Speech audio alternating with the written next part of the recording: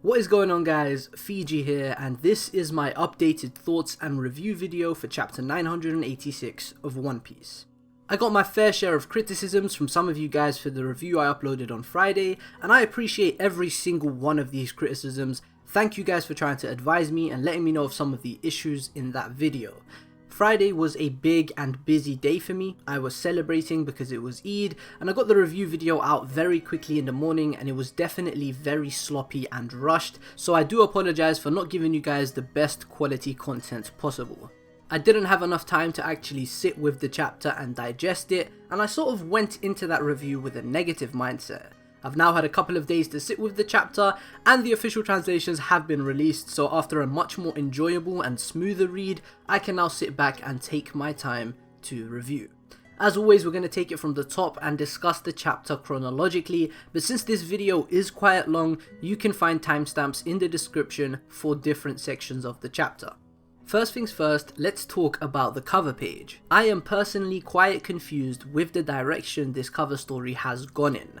I fully understand that it could have a few more installments and it probably isn't finished, so my questions could be answered in the coming weeks, but what was the point of this cover story?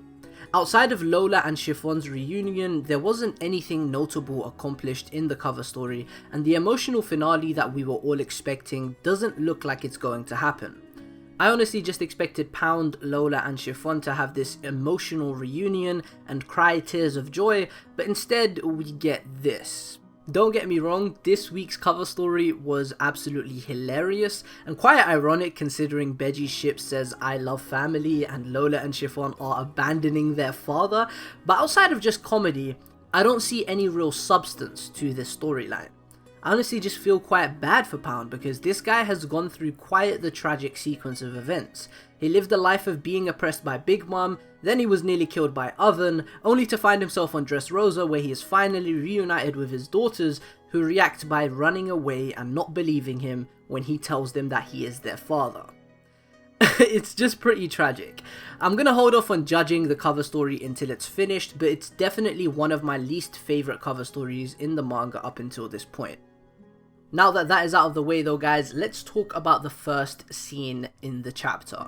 I kind of brushed over this in Friday's review because I thought Kanjuro's status and whether or not he's alive deserved to be discussed in its own separate video, and I might still make a video for that specific topic, but I'm going to be discussing my extensive thoughts here because it definitely affects my feelings for this chapter. I am smack on 50-50 with Kanjuro's status. I think there's a very good chance he's alive, and I think there's a very good chance he's dead. I mean, it can honestly go either way. The main reason I think he could be dead is because of the tone in this scene and the fact that Kiku made this big speech about Kanjuro's death and his soul in the afterlife last chapter. This scene is beautiful from a direction standpoint. The snowy environment complements the somber and sad tone of the scene, and from the way the Scabbards are standing uniformly to the way Oda includes a flashback of them all together in their youth, it definitely feels like Oda is going for a funeral sort of vibe here. Kanjuro's quote-unquote dead body lays on the ground, leaking with blood. Kiku and Raizo are crying, and even Kinemon expresses emotion towards the situation and pays his respect by placing his hat on Kanjuro's body. Everything is telling me that Kanjuro is dead for good, and if he were to survive, it would kind of paint the Scabbards in a very incompetent light, especially if he were to survive through some sort of trick or maneuver. And if this were any other series, I would be certain that Kanjuro is dead, but this isn't any other series, and this is One Piece, a series where characters already rarely die, and since I actually think Orochi died last chapter, I kinda struggle to see Oda killing Orochi and Kanjuro in back-to-back chapters. That's like very questionable to me. But the main distinction between Orochi and Kanjuro is the fact that Orochi was actually killed on screen, whereas Kanjuro was not. Kanjuro being killed off camera or off screen is probably the main reason I think he could still be alive. I just can't see Oda not at least dedicating a single chapter to Kanjuro's end, when he dedicates entire chapters to other characters in previous arcs that didn't really matter that much, and Kanjuro actually matters quite a bit. He's a character of great import and significance to this arc. He's been with the Scabbards since the very beginning, and he has quite the emotional influence to the overall narrative of the arc. The death of Kanjuro and revenge of the Scabbards would have been an incredibly memorable moment and one of the highlights of the war. Kanjuro was an informant for decades, and his betrayal is still one of the most impactful moments of the arc so far, so for him to just die like this off screen, it just seems too weird to be true. Kanjuro had so much potential as a character. We didn't even get to understand how his devil fruit works, we didn't get any dialogue of him expressing how he felt being born into oppression due to his family name of the Kurozumi, and his role as an antagonist had been really good in the last few chapters. He had a very menacing presence and he was quite unapologetic. He did whatever he felt like doing with a massive cunning smile on his face, so to kill him here this abruptly off screen, it's something I don't see Oda doing, but then again, Oda has been hammering in the fact that the main antagonists of this arc are Kaido and Big Mom, and the conflict of this arc is the conflict between the pirates. That's like the most important thing about this arc. The regional conflicts with the Scabbards and Orochi and stuff, it's also really important, but this is the Yonko saga, and this is the story about how Luffy becomes the Pirate King, so the main focus of this arc is gonna be with the pirates conflict. I gotta say though, regardless of whether he's alive or not, I am pretty unhappy with the fact that Kiku and Kanjuro's fight was off-screened, and that kind of ruined this portion of the chapter for me. I wouldn't mind Kanjuro having died here if he's actually dead, if Kiku actually had a fight with him and we had some dialogue between them and Kanjuro expressed how he felt and we actually got to see how his devil fruit fully worked, but since we didn't get that and it was off screen, I either think he's just alive or his death was unfortunately handled pretty poorly in my opinion. Moving on from Kanjuro though, and we get the reunion between Kinemon and Izo. This is a cool scene. There's a lot going for it from an emotional standpoint, from a direction standpoint, but the main thing I want to specifically focus on is their dialogue. They bring up the topic of death, and Kinemon asks Izo if this is his last stand, and Izo said he has escaped death too many times. I expect a lot of Scabbards to die. I actually do. I think there's going to be a lot of deaths in Wano, guys, and I think Kinemon is one of the main individuals we can expect to die in this arc, and maybe even next week in chapter 987. If you're a One Piece fan and you're active in the community, you've probably heard of the news from Oda's editor and how he said that chapter 986 or chapter 987 made him cry for the very first time since he became an editor over a year ago. The reason I say 986 or 987 is because of conflicting sources and issues with translations, but the fact that this chapter didn't have anything incredibly emotional, at least not more emotional than, you know, some stuff in the Oden flashback, then I seriously doubt that he's gonna be crying over this chapter. So I think they're referencing chapter 987, but it's who knows, they might have been talking about this chapter and maybe it was this chapter that made him cry. I guess we won't know until next week when we can compare both chapters and how emotional they are, but with the way chapter 986 ended, I think it is fair to think that they are referencing chapter 987 because it does feel like Oda is setting them up for a massive tragedy and we could see a Scabbard die next week. But let's not get too ahead of ourselves and let's talk about the next scene. We go back to the Skull Dome and we're at the center of Onigashima where Kaido is continuing with his speech from the last chapter. There's a lot to talk about here, a lot happens, and I have to say, I really enjoy the fact that Orochi's samurai just happily switch sides so easily. I think it would have been cool to see them actually try and fight, but them switching sides makes more sense because Fukurokuju, the leader of the Oniwa Banshu, he is no stranger to switching sides, and these men are followers of Orochi. And Orochi was like the living embarrassment of the samurai, so to have these guys just do something as distasteful as switching sides so gladly, it makes sense and it falls in with their previous actions. We finally get the name of the Mimawari-gumi's general, Hotei, and I really like his design, and considering there are barely any formidable samurai in the opposition, like on Kaido's side, I hope this guy is strong. Because I just want to see what the Wano samurai are capable of, so to have an antagonist who is a really strong samurai of Wano, I think that would be dope. Hotei's 5,000 samurai and Fukurokuju's 5,000 ninja happily fall under Kaido's banner, and we get this panel of Orochi's decapitated head laying on the floor. The fact that Orochi's head was shown is quite fascinating, especially if I'm wrong and Orochi is alive and he's just playing dead right now. I think that would actually be pretty hilarious if Orochi's currently alive and he's just listening to everything that's going on and he's internally fuming at the fact that his men have so easily switched sides. He could be listening through a second head that's growing off of his main body somehow, but to be honest, I do still think he's dead, and this panel could just be Oda trying to reinforce that thought. But it is curious that he showed his head and not his full body, so perhaps there's, a head growing out of his body right now, who knows. Hyogoro's reaction to the fact that Orochi's men gladly switch sides is actually one of my favourite things in this chapter, because it really helps to highlight what we, the protagonists, are fighting for, and what they, the antagonists, are fighting for in this war. Hyogoro is fighting for his samurai pride, he's fighting for Kozuki Oden and the sake of the Wano countrymen, whereas the antagonists, at least the samurai in the opposition, they're just fighting for self-serving reasons and they're fighting for themselves. They aren't fighting with passion or for any heroic reason or anything of the sort, they're just fighting because they don't want to die. Moving on though, and we do get a little scene for Nami and Carrot, and they're actually being constrained by Big Mom's homies and they're in quite the sticky situation. I don't see them getting out of this alone, but as we know from later on in the chapter, Luffy and Yamato are nearby and within the vicinity, so I could definitely see a showdown between Luffy and Big Mom whilst the Scabbards have their encounter with Kaido. Luffy obviously wants to prioritize Kaido over Big Mom right now, but when he sees Nami being confined by Big Mom, his priority is going to completely switch over to dealing with Big Mom and saving his nakama. In the case that this doesn't happen though, I can actually see Sanji coming in very clutch with the raid suit and managing to save Nami and Carrot really quickly and then getting the hell out of there.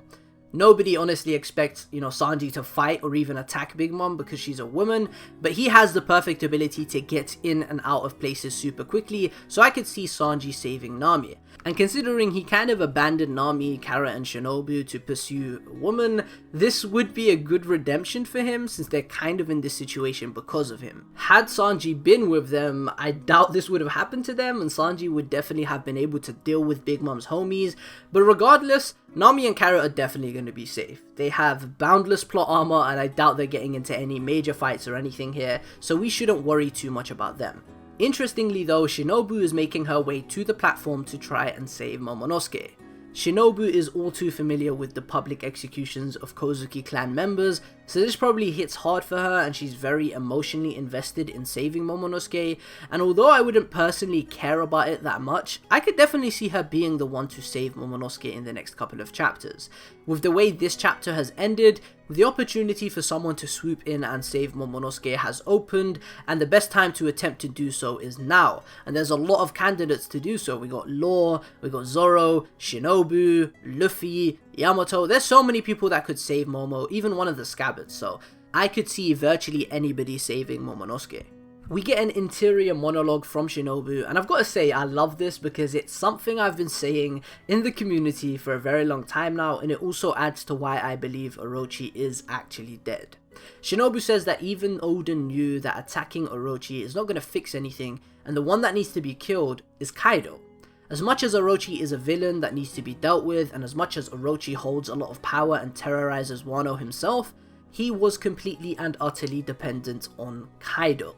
Without Kaido, Orochi is powerless and he cannot serve as a threat to the people of Wano. In terms of individual power, he doesn't strike me as a formidable and capable fighter, and in terms of actual political power and having people serve him, he isn't a great leader whatsoever, and like I discussed earlier, all of his men would gladly leave his side if it were to benefit them. This adds to my belief that, Orochi's actually dead, because if he were alive, what would his purpose and role in the Wano Kuni arc be? Orochi no longer has any power. What is he gonna do? What's the point of us fighting him anymore? If any of you guys have an answer to that question, please let me know in the comment section below because I'd love to hear, and I'm actually very doubtful when it comes to my belief of Orochi being dead, so I am open to virtually any ideas you guys may have. The next scene gives us some dialogue between Kaido and Momonosuke, and the thing that strikes me the most about this is the way that Kaido tries to rile Momonosuke up and how he feels pretty menacing and villainous. We haven't seen this side of Kaido, and we've rarely seen this side of Kaido in Wano so far. I guess you can kind of feel that vibe from him in chapter 795 when he makes his dramatic introduction or debut into the series, and he feels incredibly threatening there, and it's cool to see it here, and it makes me feel super bad for Momonosuke, but One thing that Kaido does that I find really interesting is give Momonosuke a chance to lie and survive. He asks Momonosuke for his name and tells him that if you are an imposter and you aren't the son of Kozuki Oden and Toki, then I'm going to let you go and you can survive this. Very interesting offer he gives to Momonosuke here, and it's worth noting that he also gave the samurai an offer earlier on in the chapter, so this could be a staple of Kaido's character. But I don't think Kaido was actually telling the truth. I think he knows that this is actually Oden's son, and he chose to test him and see if this kid has the willpower to choose death over dishonor, and as we know, the MVP of this chapter, Momonosuke, delivers on this and he chooses death. We get a little internal monologue for Momonosuke as he prepares to make this massive declaration, but before that, let's talk about what's going on in the meantime as this is happening. Luffy and Yamato are running through Kaido's castle and trying to get to Momo as soon as possible to try and save him, and while this is all happening, Yamato asks Luffy to remove the handcuffs that have been on her wrists for 2 entire decades, and he goes ahead to do so quite effortlessly. It seems like Luffy has a solid grasp over advanced armament haki now, and he's probably much stronger than he was prior to the week of training in Udon. Interestingly enough though, he didn't use the black armament hardening, the Busoshoku Koka, and I don't know why that is, and if he does need it to use this ability, or if this is an error from Oda that he's gonna fix in the volume release, because if you go back and look at the prison scenes in Act 2, Luffy is using the Busoshoku Koka to take off Hyogoro's neck collar, so I am not sure at all with what is going on here, but it is interesting enough for me to take note of.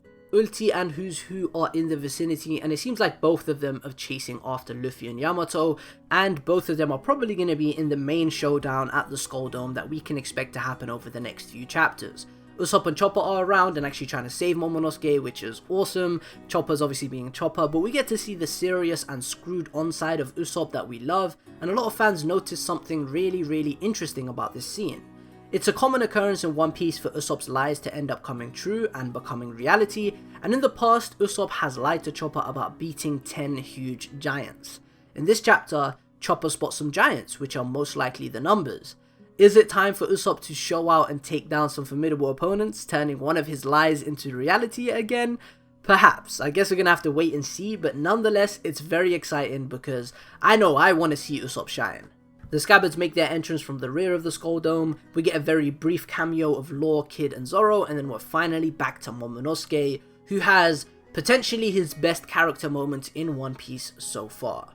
Momonosuke remembers his role models, Toki, Luffy, and of course his father Oden, before declaring that Momo means second to none and that his name is Kozuki Momonosuke, the man who will become the Shogun of Wano. For a kid as small as Momonosuke, who is this battered and bruised and even missing a tooth, to choose death over dishonor in front of somebody as threatening and scary as Kaido is honestly very admirable. The audience of Beast Pirates are, bursting into laughter, and we get a panel of Kaido reacting to Momonosuke's proclamation. He looks taken aback and shocked at Momo's words, but I do think he's actually impressed by the kid, which is great to see.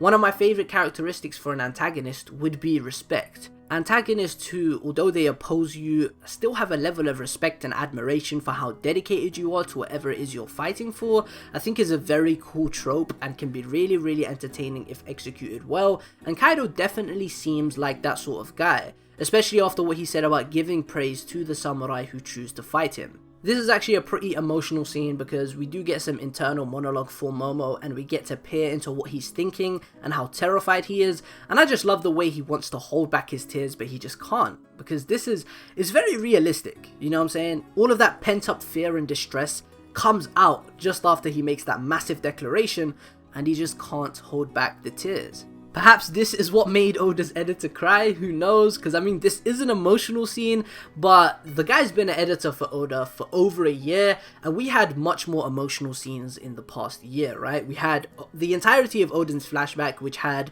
Roger laughed, and it also had Oden's death, and both of those scenes are probably, in my opinion at least, much more emotional than this scene for Momonosuke, so I am holding on to my hopes that the editor was talking about 987 and we're going to get a massive death scene for one of the Scabbards next chapter, or maybe even multiple, maybe we get 2 or 3 of them die, who knows. We then move on to the final scene of the chapter, and the battle has finally begun, guys. The war on Wano is here.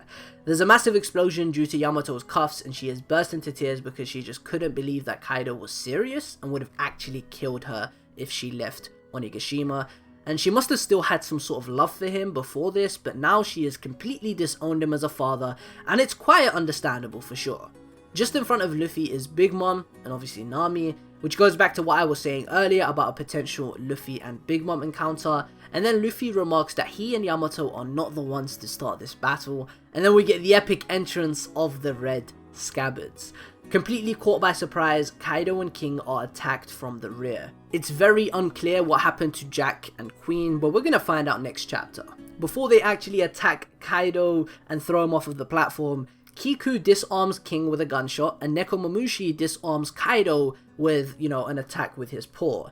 We then get a wonderful little brief moment before the actual end of the chapter where Kaido says, "Your swords can do nothing to me," until he has a flashback to Oden and remembers what Oden's sword did to him. Seeing the Scabbards and having this trauma of Oden and what happened 20 years ago really cements the fact that Oden left a very long-lasting effect on Kaido's life. He impacted Kaido severely. If you remember chapter 972, Oden tells Kaido in his final moments to never underestimate the samurai of Wano, and I guess Kaido underestimated them, and this is what happens. This is like a good reminder, don't underestimate the samurai of Wano. I've always been somebody who thinks the Scabbards are quite formidable and widely underrated, so it isn't crazy to me that this happened because they're in numbers and they caught them on a sneak attack. I think the highlight of this scene though is the SUNACCHI, what I titled this video after, and it emphasizes how their entire lives are going into this single attack. These guys are literally surrendering their names, throwing away their wits, throwing away all they know and putting all of their lives on the line just for this one attack. That's something I didn't focus on in my last review, and I feel like focusing on that and appreciating that kind of fixes the main issue I had with the scene, because this goes to emphasize that their entire life is going into this. So for them to actually be able to do some damage here and to sneak up on them and disarm Kaido and King, I feel like since this is everything that they have been working towards, and this is a sneak attack too, it makes a lot more sense than I was giving it credit for. I was calling it absurd, and it honestly is not absurd. In the review that I uploaded on Friday, I was disappointed with this scene, and I thought it made Kaido and King look bad from like a competency standpoint because they were so easily disarmed and seemingly not using observation haki. But after reading through a lot of you guys' comments, I've definitely changed my stance on this. I think it could have been executed a little better, but as some of you guys have said, this is literally the most decisive moment for each and every one of the Scabbards, and it also falls exactly in line with what Kaido has demonstrated in the past. Kaido doesn't care about defense because of his ridiculous durability. He's kinda complacent. His guard is probably always down, just like it was when Luffy was beating the hell out of him in 922. This is fine and it's within character for him. And even if he wasn't so complacent and his guard was up, there are actually a plethora of cases in One Piece where a much weaker individual can disarm or sneak attack an individual who is much stronger than them, and this is very common in One Piece, so I definitely did exaggerate when it came to that scene, and I appreciate that. The main thing I do still feel weird about is the fact that it looks like Kinemon and Denjiro actually pierced Kaido's skin. I hope this isn't the case because Kaido's skin has been built up to be impenetrable, and I feel like the moment where he's finally wounded should be monumental. And it's not like this scene can't be that monumental moment, but it doesn't even look like the Scabbards are using haki. If we kick off the battle by wounding Kaido, it kind of takes away from a lot of the hype that has been built up for him and makes Luffy training his armament haki for the sole purpose of being able to wound Kaido feel kind of cheap. I think if the Scabbards were using armament haki on their swords, maybe stabbing Kaido wouldn't be that crazy since these guys are Oden's retainers and I could definitely see them having advanced armament haki, but like the fact that their swords aren't even black and it doesn't seem like they're using haki, I just hope they don't actually stab Kaido. I wouldn't mind it if they were using haki, especially for like Denjiro and Kinemon, because I think they're pretty powerful individuals, but just in general, we're gonna have to see because it looks like they pierced him without using haki, which makes all of Kaido's hype feel very, very fake. All in all though, I think this is a fantastic cliffhanger ending. It's a wonderful page and leaves us with a lot of crazy expectations for next chapter.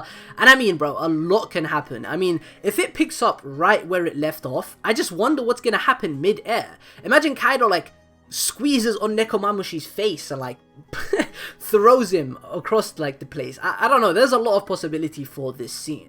And after the note from Oda's editor, I definitely think we can expect at least one Scabbard to die next chapter. If he was talking about 987 being the emotional chapter, I think we can expect a death.